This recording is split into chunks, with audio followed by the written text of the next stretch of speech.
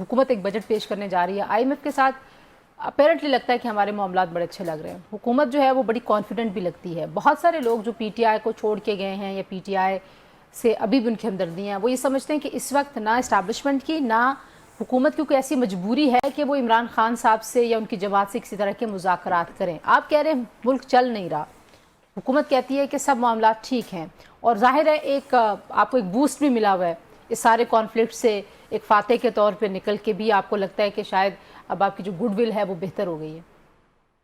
मुल्क गुडविल पे नहीं चलते, मुल्क अपने आप को बेवकूफ़ बनाने से नहीं चलते। जब 45% के करीब आबादी सतह गुर्बत से नीचे चली जाए, ये तशवीश की बात नहीं है। किसी को परवाह है इस बात की? 3 करोड़ के करीब बच्चे स्कूल में नहीं हैं, किसी को परवाह है? तो आप किस खामख्याली में रहते हैं? IMF से ताल्लुकात रखने की कोई आपने रिश्ता नहीं करना IMF से।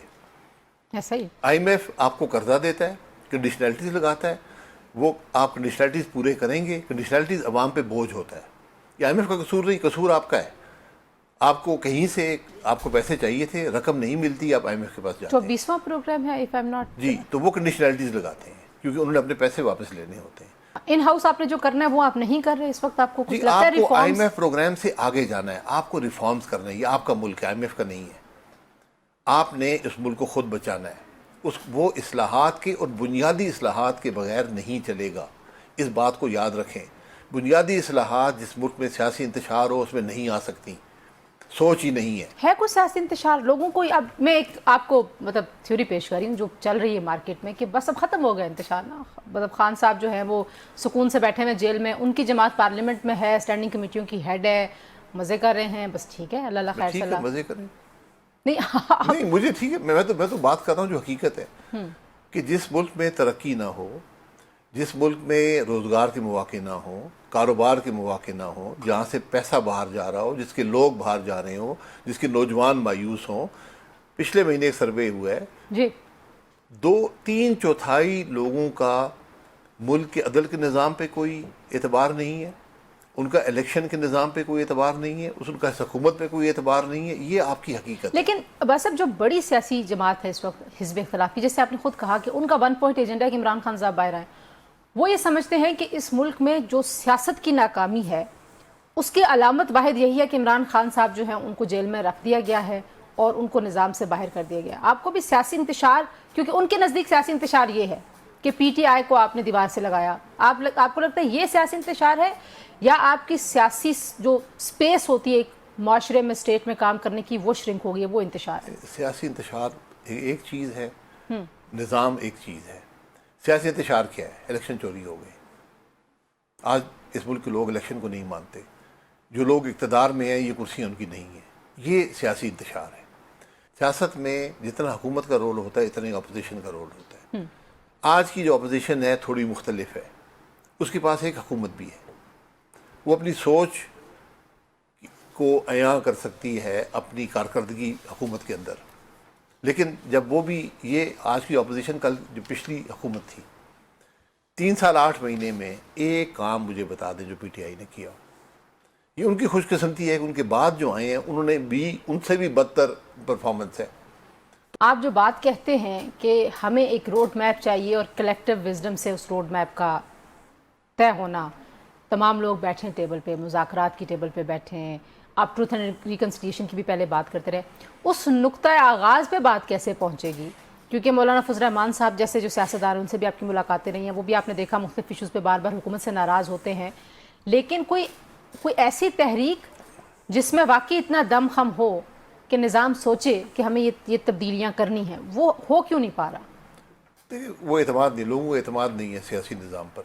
सियासतदानों का आपस में है? सियासतदानों के आपस में नहीं, क्योंकि उनका तो मफाद मुख्तलिफ है ना।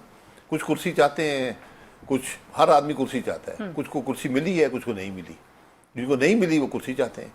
लोग भी तो सारे किसी लीडर के पीछे चले गए ना। मैं ये तो कह रही हूँ कि कोई लीडरशिप का फुकदान हो गया है। जी, मैंने कहा लीडरशिप का फेलियर है। आज आपकी लीडरशिप नाकाम है मुल्क के मामलात को समझने में या उनको सुलझाने में। आपकी जमात कोई ऐसा इनिशिएटिव लेगी? आखिर में मुझे बताइए कि आप लोग कोई अवामी तहरीक चलाने के बारे में सोचते हैं? अवामी तहरीक क्या होती है? सड़कों पे निकल जाएं। अवामी तहरीक क्या होती है? बात करना अवामी तहरीक होती है। آپ حق کی بات کریں، ملک کے مسائل کی بات کریں، ان کے حل کی بات کریں. یہ نہیں، تحریک آپ کو نیویگیٹ بھی نہیں کرنا ہوتا، کہیں نہ کہیں آپ کو مینوور بھی کرنا ہوتا ہے نظام کے اندر اپنی بات پہنچانے کے لیے، کسی سے منوانے کے لیے. وہ نظام بات کر رہے ہیں نا، وہ جو منور کرتے ہیں وہ بیٹھے ہوئے اقتدار میں، ان کی منورنگ سے بھی فائدہ نہیں ملتا. کل عمران خان صاحب منور کر رہے تھے، وہ اب جیل پہنچ گئے ہیں. تو منورنگ ایک جو حتمی نتیجہ جیل ہوتا ہے. تو آپ اس لیے نہیں کریں گے. ہم سے دور رہنا چاہتے ہیں. لیکن عباس صاحب، ظاہر ہے جو دنیا کی سیاسی تاریخ ہے اس میں تحریکیں جو ہیں وہ پانسا پلٹ دیتی ہیں، وہ کایا پلٹ دیتی ہیں. انہوں نے ملک بنا دیے، قوم بنا دی. ہمارے ہاں میں جو بات کہہ رہی ہوں کہ ضروری نہیں کہ آپ سڑکوں پہ ہی چلیں، لیکن ایک کنسسٹنٹ ایک ہوتا ہے نا کہ ایک پریشر کہیں پہ ہے، وہ نہیں ہے. عوام آپ کو ساتھ نہیں دیں گے. کیوں؟ عوام کا اعتماد ہی نہیں ہے کسی پہ بھی نہیں. کسی پہ نہیں، کیونکہ کوئی بھی حل نہیں دے سکا.